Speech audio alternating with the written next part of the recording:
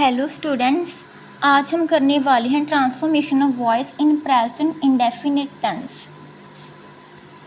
Transformation of voice को आप change of the voice भी बोलते हो। वॉइस में आप बोलने के तरीके को चेंज कर देते हो सेंटेंस की, ठीक है। तो सबसे पहले करेंगे अफर्मेटिव सेंटेंसेस की वॉइस। अफर्मेटिव सेंटेंसेस कौन से होते हैं? पॉजिटिव सेंटेंसेस जिनमें आप कोई भी नेगेटिव वर्ड नहीं यूज़ करते हो। तो इनमें एक्टिव वॉइस में कौन सा रूल अप्लाई होगा? देखो, एक्टिव वॉइस में टेंस वाले रूल्स भी होते हैं। सबसे पहले आपके पास सब्जेक्ट, इसके बाद first form of the verb, then s और e s as per need, and then object, ठीक है। तो एग्जाम्पल ली हमने, सब्जेक्ट में ले लिया माई सिस्टर, वर्ब ले ली राइट्स, ठीक है। ऑब्जेक्ट ले लिया स्टोरी बुक्स। तो पैसिव में देखो, पैसिव में क्या होगा? आपका ऑब्जेक्ट जो होगा ना वो सब्जेक्ट बन जाएगा, याद रखना इस बात को। एंड जो आपका सब्जेक्ट होगा वो पीछे जाकर ऑब्जेक्ट बन जाएगा। सबसे पहले सब्जेक्ट के बाद आप हेल्पिंग वर्ब यूज़ करोगे। हेल्पिंग वर्ब्स कौन सी होती हैं भी? आपके पास इज़, एम, आर, लेकिन इनमें से आप ओनली एक यूज़ करोगे एज पर द सब्जेक्ट, ठीक है। इसके बाद third form of the verb use करोगे, then preposition by, and then आपका ऑब्जेक्ट। तो कैसे चेंज होगा आपका ये? स्टोरी बुक्स आगे आ जाएगा, स्टोरी बुक्स, आर, ये प्लूरल था तो हमने आर ले लिया। उसके बाद क्या था? Third form of the verb, writes का बन जाएगा रिटन, बाय प्रेपोजिशन ली माई सिस्टर, ठीक वैसे ही आ जाएगा पीछे माई सिस्टर, ठीक है। तो देखो क्या था आपका, my sister rights story books, मेरी सिस्टर स्टोरी बुक्स लिखती है। तो वॉइस को हमने कैसे ट्रांसफॉर्म कर दिया? स्टोरी बुक्स मेरी सिस्टर के द्वारा लिखी जाती हैं, ठीक है। तो नेगेटिव सेंटेंसेस की ओर बढ़ते हैं। नेगेटिव सेंटेंसेस में बेटा आपके पास एक्टिव में दो हेल्पिंग वर्ब्स गिवन होती हैं बीच में सेंटेंस के, डू एंड डज। इनमें से एक गिवन होगी एक सेंटेंस में, टुगेदर ये नहीं आती, ठीक है। तो देखो एक्टिव में जैसे आपने सेंटेंस ले लिया, I don't like his behaviour, ठीक है। तो ये आपका सब्जेक्ट था, ये आपकी हेल्पिंग वर्ब थी, एंड देन ये आपकी मेन वर्ब थी और ये आपका ऑब्जेक्ट था। तो एज पर रूल आपने क्या किया? ऑब्जेक्ट को बना लिया सब्जेक्ट।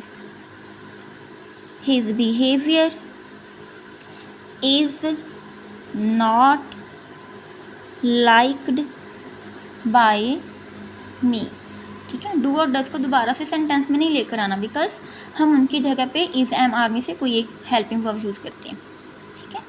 तो next another example in negative sentences, she doesn't look after her aged parents. बेटा एक बात याद रखना यहाँ पे, जब तो मेरे पास आई था मैंने डू नॉट यूज़ किया, लेकिन जैसे सब्जेक्ट चेंज कर दिया शी तो मैंने डजंट यूज़ किया। याद रखना तीन तरह के पर्सन्स होते हैं, first person, second person and third person. First person होता है जो बोल रहा होता है, जैसे इस वक्त मैं बोल रही हूँ ना, ठीक है, फर्स्ट पर्सन। सेकंड पर्सन जिनसे बात हो रही है, और थर्ड पर्सन जिनके बारे में बात हो रही है। अगर तो आपका सब्जेक्ट थर्ड पर्सन हो और वो भी सिंगुलर हो, ओनली तब आप डज यूज़ करोगे, ठीक वैसे ही आप अफर्मेटिव सेंटेंसेस में एस और यस यूज़ करते हो, ठीक है, जब आपका पर्सन थर्ड हो और सिंगुलर हो, ठीक है।